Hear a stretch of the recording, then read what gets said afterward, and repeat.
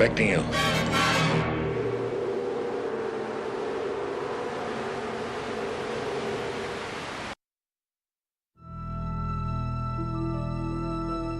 When I first started out directing, I had no interest in starting out in television. I was really a snob about TV. I wanted to direct movies. I didn't want to start in television. But when I saw the reality of the situation, I was 20 years old, going on 21 at the time, and I'd been offered a contract by a major studio here at Universal by Sid Sheinberg. And there wasn't a movie producer in the world that was going to give me a feature just because I wanted to direct film. And there were probably very few TV producers that would have given me a television show. So I quickly sort of reformed my kind of grandiose outlook and decided that I would fight real hard to start in television, kind of like a training ground. And if I did good there, maybe somebody would give me a movie. So I began training in television. And my first few shows were, the first thing I did, of course, was the Joan Crawford Night Gallery. My abiding concern, Doctor, and my singular preoccupation is myself. 11 hours or 12, fewer or more, it makes no difference. I want to see something.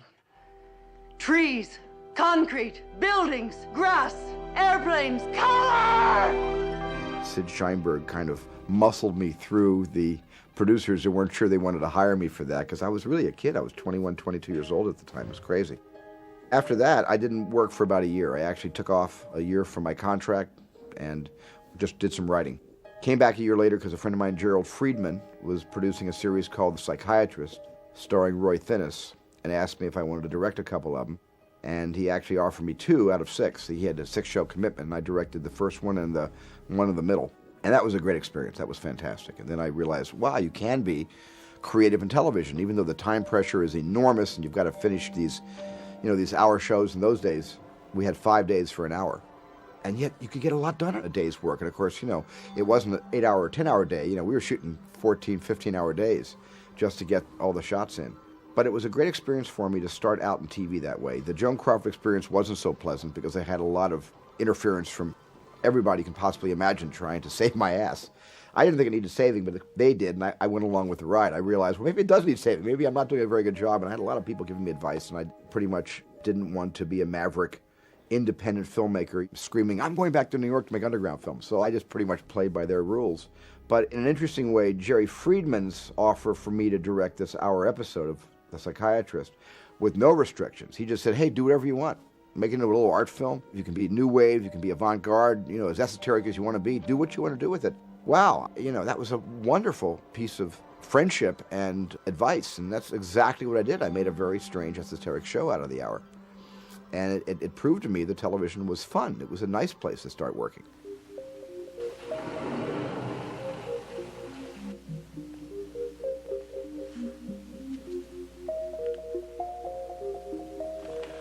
I've been expecting you. It was inevitable. I was a journeyman TV director, and I was doing not a lot of shows. I didn't do a lot of television. I tried to pick and choose the shows that, in a strange way, it was kind of a conundrum, a catch-22. I was trying to pick and choose the shows they would offer me, because most television producers weren't interested in working with this kid. They were much more interested in the Christian Nibes and the Alex Singers and Virgil Vogel, who was a friend of mine and helped me a lot when I first got started. Richard Benedict, actor turned TV director, a wonderful director. I mean, these are really, fine directors, but they had proven themselves again and again. So the television producers of the early 70s went to them before ever going to me. And on the few shows I was offered, I didn't care for it. I didn't like the scripts, didn't like the series themselves. But after kind of, starving and needing to make a little money, I went back to Sid Sheinberg. I said, okay, Sid, I'll work. I'll just, you know what I'm saying? I'll just sort of, I'll work for my dinner. And he said, well, will you journeyman? And I said, yes, I'll journeyman. So he got me a Marcus Welby. Nobody, except Mr. Craddock here, the school nurse and your homeroom teacher, will know anything about the hemophilia. The boys and girls in your class will be told absolutely nothing.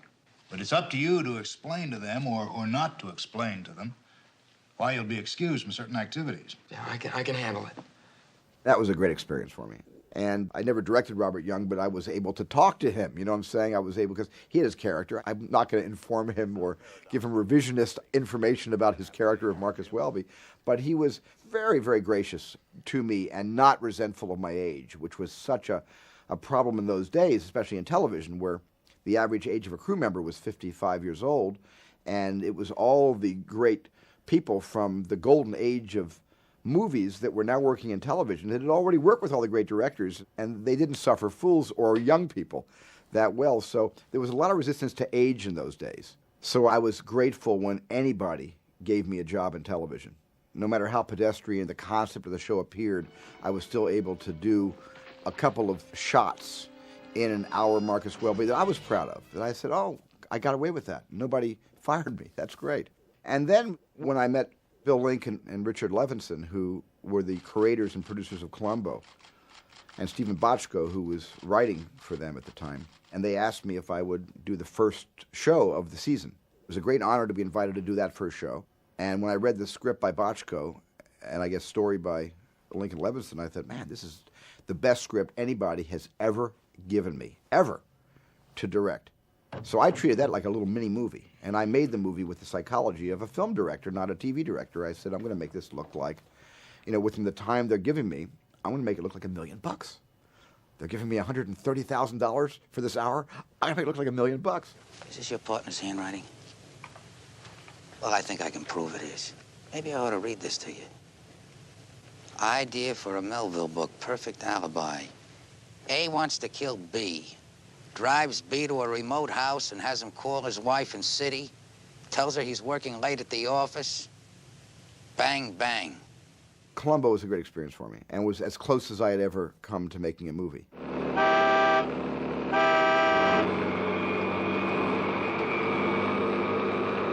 Well, it's about time, Charlie.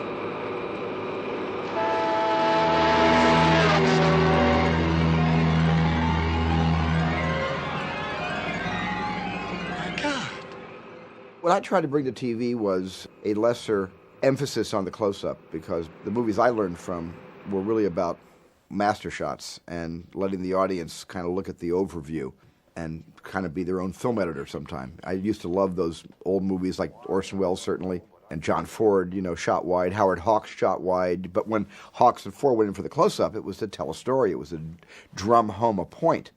And they used the close-up as a powerful tool of narrative storytelling. Television seemed to use the close-up because screens were so small, they wanted people to see what the actors were saying. They wanted to get mouth movement, so they would shoot all the TV shows like that. So when I came to television, I kind of went back to wider shots, and it got me, in a strange way, noticed, simply because I was shooting wider than most television directors.